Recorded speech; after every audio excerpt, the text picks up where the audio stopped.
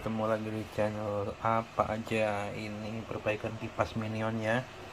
Ini udah dicoba dikasih WD-40, dikasih oli, masih macet ya. Ternyata yang rusak adalah bearingnya.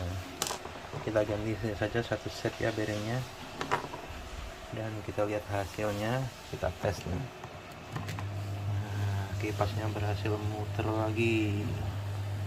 Oke, demikian sekilas tips dari saya. Terima kasih sudah menonton.